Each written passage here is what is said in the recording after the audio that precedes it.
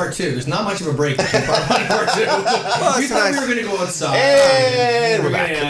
No. Sorry, just sitting down from the green room. I'm back now. I thought I had time to go to the bathroom. So, signing to RFL.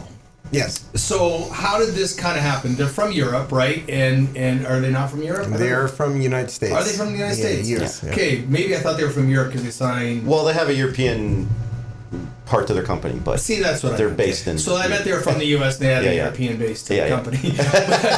But so how did you guys start conversations with them? And did you kind of always desire to have a record label? Has that always been part of this? Or did it kind of catch you by surprise a little bit? Again, with the goals... after we were hitting some roadblocks along the way via exposure, we decided that, okay, maybe it's time to reach out and look for a record label. So we hired PR, we've done some work and everything like that. Nothing was really coming of that. And then I did an interview on another radio station in the States. Our PR company that we hired, and we didn't cheap out. We hired the same PR company that does Judas Priest and Iron Maiden, other bands that sound a little similar to us. And so they heard our stuff and they've been fans ever since. So they were the ones that knew of this record label, independent record label in the States that was starting up. And they gave our stuff to the president of the company, and he's been talking to me every day since. Right. So it's and it is a very new record label, but sometimes it's better to be a big fish in a small pond than absolutely the other way around. So signing with RFL there was asks for both parties from both sides, but it really went smoothly, and it was just a matter of getting it all down on paper. So do they have two parts to this question? Do they have expectations of you, and do you know what they are? And do you have expectations of them? Because things have changed in the label game. The thing that intrigued us, I think, right off the bat is they said right from the start, like, we want to be a company that grows with you, and we want you to grow with us. So they wanted to kind of really collaborate. And to me, that was what sold it for me. Like they're real fans. So they're a partner in this. It's not just telling you what they're to invested. do. Like they're real fans of right. the band. Like they talked. I mean, Pat chats them every day about just, hey man, like, did you guys write a song last night? I want to hear it. Or just like even like little things. They just want to know what's going on with the band and they know we're doing this right now. Yeah, exactly. Right? Yeah. And they knew about Striper, and they always know about what's going on, and it's that open communication. They tell me what they're doing. And I mean, there's contractual things I can't talk about because it's in the contract saying you can't divulge your contract. Right. So, but we'll post that in the show notes after. Just take a picture when I'm not looking. But I think their expectations are that we continue to deliver.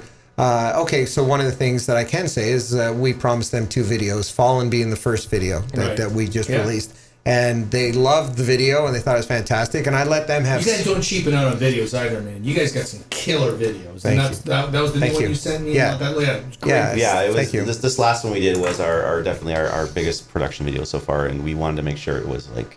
that's high quality. That's we had music in the day's quality. We had a great director, videographer we work with, and we wanted to make sure. I mean, this was our first kind of video release to coincide with our signing with RFL. We wanted to make sure it was huge. So, right. Yeah. Get back to your story. Go ahead. No, it's all good.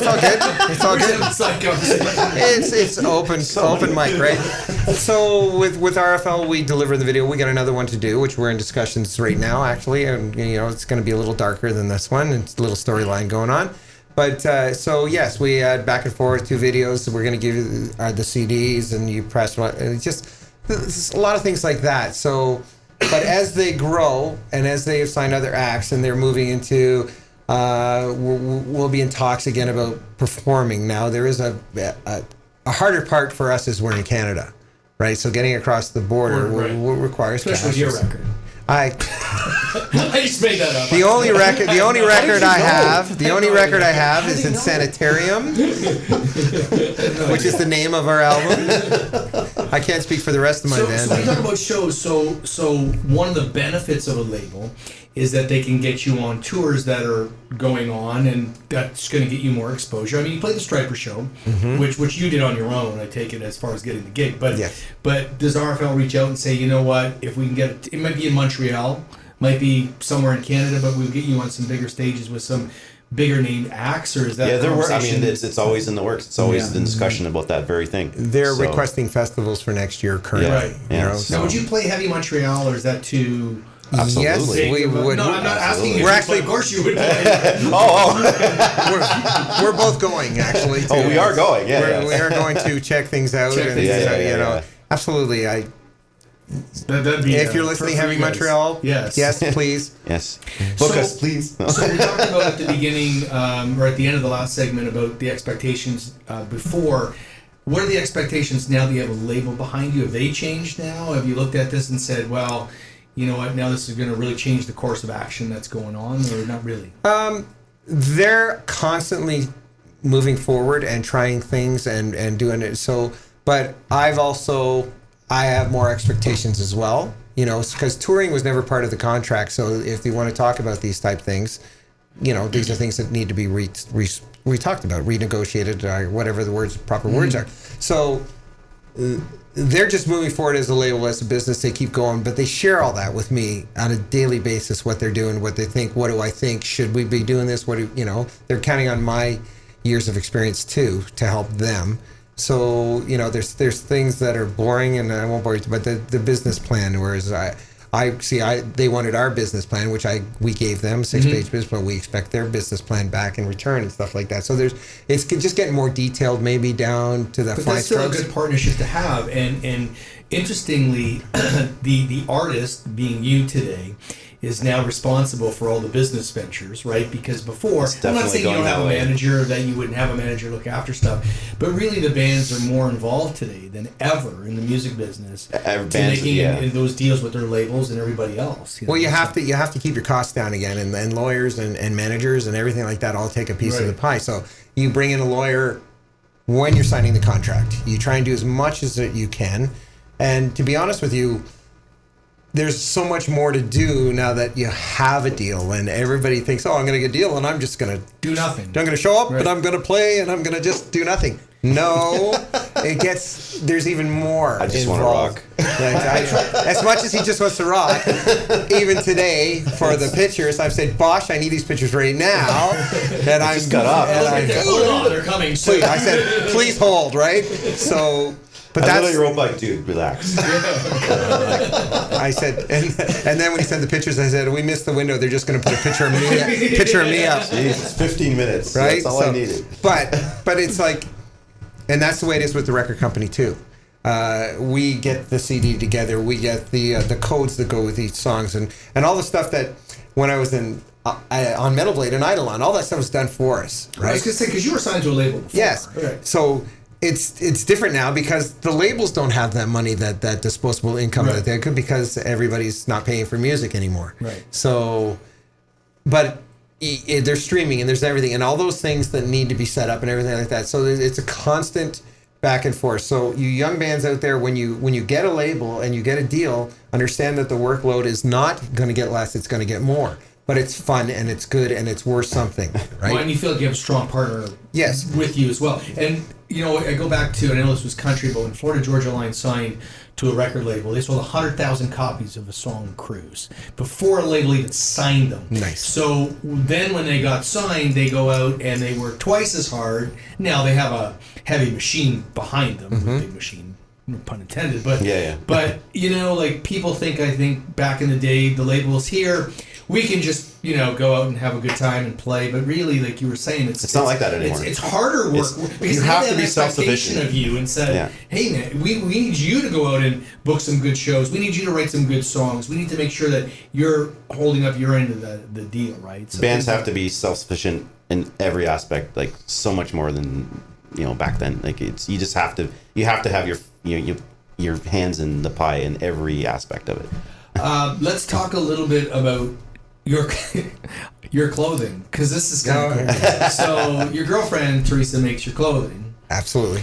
And I gotta send Lucas a picture here so we can post it on one of the links or what. Yeah, but I mean, a new jacket. That's a new vest. That's a new vest you haven't seen yet. Okay, but just when you see it in person, yeah, and it's got the Phear logo on the bottom and the back, probably. I don't know. Not on that one's going on the front up here. Okay, you're looking at it. But the one I saw had it on the back. Yeah. But so she makes all of your stuff. And what's with the green? What do they call those things on your hands? Oh, my laser The gloves. laser, yeah. He loves his lasers. She got those for me, yes. So, that's crazy. Yeah. Well, you know what, Teresa, as I give her plug, she owns Hides in Hand, which is another company that they make amazing mittens, and she's owned it for 20-some years, and she's brilliant at it. She's a brilliant seamstress. And so she saw what I did. We've been girlfriend, but she says, can I do something for you? And ever since that, let her go. Because she's got an incredible creative mind for it. She loves country and heavy metal, right? As you've seen us at country shows. Yes, that is funny. We were both at Aaron Pritchett, and then we were at Judas Priest. I think that was and the Country Music Awards after that. So, there you go. But anyway, so Teresa just runs with it, and I let her do it. I mean, I have input, but at the end of the day, she knows what you're doing. So, and again, I'm going to go back to. There's a lot of work involved, but when you hire somebody, you hire the expert and let them go.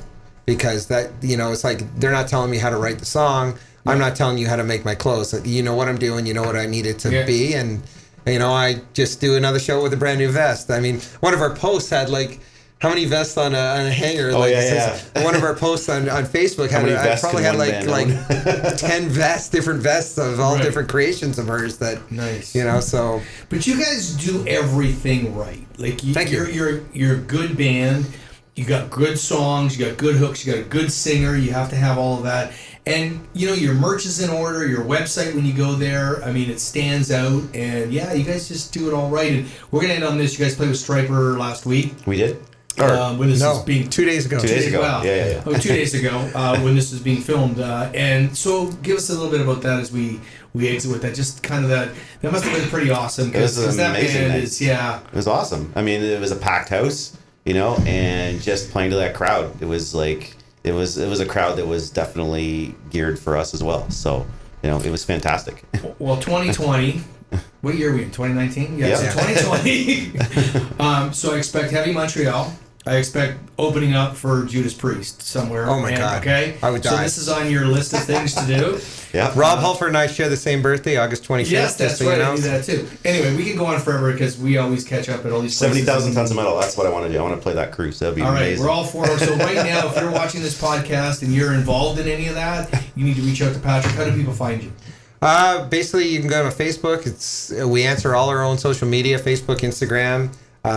So Patrick Mullock is my name, or just go to Spread the Phear, fearband.com. There's a million ways to get us. We got an email. Our email is fear@fearband.com. As well. So you can email us there. A lot of fear in there. A lot of fear. A lot of fear. PH. Yeah, don't. If you use an F, you won't get a hold of us. No, F's are not good. and I just want to mention this: if you are in the Welland area, in July 11th, we are playing Rock the Roses, Hair in the Fair. What day are you playing? July 11th. So what day is that? It's a Thursday, and we're playing with Dawkin and Quiet Riot, LA Guns, Helix and Rat. I think Rat's on that one too as well. Yeah, so it's gonna be fantastic. I mean, it's going to be a great festival for our fans of this kind of music, and please come out and please come say hi because we'll be down by the merch table when we're done. I miss these guys when they're out. Yeah. All right. Thank you so much for doing this. Thank you. No Fearband.com. Patrick and Chris, awesome to see you guys again. Appreciate it. problem. Industry 45, Shane Christopher Neal, thanks for joining us. Have a good day.